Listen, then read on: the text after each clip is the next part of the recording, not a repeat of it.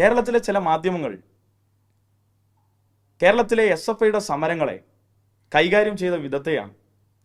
കേരളത്തിലെ SFIയുടെ പ്രവർത്തകർ ധരിക്കുന്ന അടിവസ്ത്രത്തിന്റെ നിറം നോക്കാൻ ഇവിടെ ചില മാധ്യമ പ്രവർത്തകർ ഇറങ്ങിത്തിരിച്ച ഒരു കാലഘട്ടത്തിലാണ്, 2025 ഞങ്ങൾ വന്നിരിക്കുന്നത് എന്ന് ആലോചിക്കുമ്പോൾ ഞങ്ങൾക്ക് തന്നെ നാണക്കേടുണ്ട്. മനോരമ എന്ന മാധ്യമം ഇത്രമേൽ അധപ്പതിച്ചോ എന്ന് ചോദിക്കാതിരിക്കാൻ കഴിയുന്നില്ല. ഒരു കേരളത്തിലെ പത്രമുത്തശ്ശി എന്നൊക്കെ പേരുള്ള ഒരു മാധ്യമ സ്ഥാപനം ചെന്നെത്തി നിൽക്കുന്ന ദാരിദ്ര്യം, ആ പ്രവർത്തകർ, ആ മേഖലയിൽ, ആ ചാനലിൽ പ്രവർത്തിക്കുന്ന മാധ്യമ പ്രവർത്തകർക്കുള്ള ലൈംഗിക ദാരിദ്ര്യം, അത് തീർക്കാൻ SFIയുടെ സംസ്ഥാന നേതാക്കന്മാരുടെയോ പ്രവർത്തകരുടെയോ അടിവസ്ത്രത്തിന്റെ നിറം നോക്കി റിപ്പോർട്ടിംഗ് ഒക്കെ നടത്തുക എന്ന് വെച്ചാൽ എവിടെ എത്തി? ഇതോ മാധ്യമധർമ്മം മനോരമേ എന്ന് ചോദിക്കാതിരിക്കാൻ പറ്റുമോ? മനോരമയ്ക്ക് പണ്ടേ സമരം കണ്ടുകൂടാ. എന്താ വിഷയം?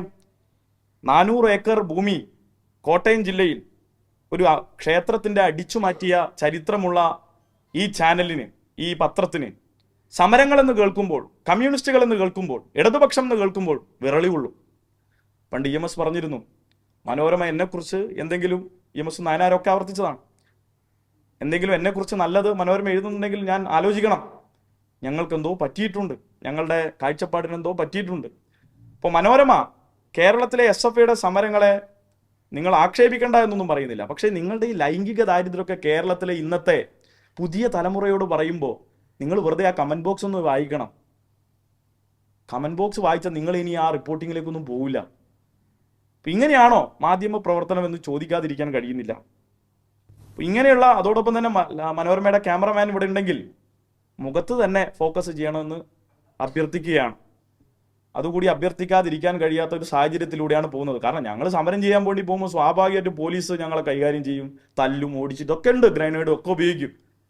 പക്ഷെ ഇത് നിങ്ങൾ ഇന്ന സ്ഥലത്താണ് ഫോക്കസ് ചെയ്യുന്നതെന്ന് ഞങ്ങൾക്ക് മനസ്സിലാവില്ലല്ലോ. പിന്നെ നിങ്ങൾ വീഡിയോ ഒക്കെ പുറത്തിറക്കുമ്പോൾ അല്ലേ കാര്യങ്ങൾ കാണുന്നത്. ഇങ്ങനെയൊക്കെയാണോ കേരളത്തിൽ ഒരു മാധ്യമ പ്രവർത്തനം പെരുമാറേണ്ടത്? അപ്പോൾ ആ നിലയിൽ മനോരമ പോലുള്ള ഒരു മാധ്യമ പ്രവർത്തകർ ആ മേഖല ഇടപെടുന്നു എന്ന് കാണുമ്പോൾ തീർച്ചയായും ഞങ്ങൾക്ക് അതിനോട് വലിയ ബുദ്ധിമുട്ട് തോന്നിയിട്ടുണ്ട്. അത് തെറ്റായിപ്പോയി എന്ന് പറയാതിരിക്കാൻ കഴിയുന്നില്ല. അത് അവരിന്ന് ചെന്നെത്തി നിൽക്കുന്ന അപജയമാണ്. അവരുടെ മാധ്യമ പ്രവർത്തന മേഖലയിൽ അവർക്ക് വന്നു ചേർന്നിട്ടുള്ള അപജയമായി ഞങ്ങൾ തിരിച്ചറിയുന്നു. പക്ഷേ ഇനിയും ഇത്തരം കാര്യങ്ങൾ ചെയ്തേക്കരുത് എന്നുള്ളതാണ്. അതിൻ്റെ ഭാഗമായി ഞങ്ങൾ തിരുവനന്തപുരത്തും എറണാകുളത്തും ആ പ്രദേശത്തുള്ള SFI പ്രവർത്തകർ പ്രതിഷേധം അറിയിച്ചിട്ടുണ്ട്. അപ്പോൾ നാളെ മനോരമക്കാർ വരുമ്പോൾ നാളെ വിദ്യാർത്ഥികൾ സ്വാഭാവികമായിട്ടും എഴുതി വെക്കും, മനോരമയുണ്ട് സൂക്ഷിക്കുക എന്നൊക്കെ. അപ്പോൾ അത്തരം കാര്യത്തിലേക്ക് മനോരമ പോകാതിരിക്കുന്നതായിരിക്കും നല്ലത് എന്ന് ഓർമ്മിപ്പിക്കട്ടെ.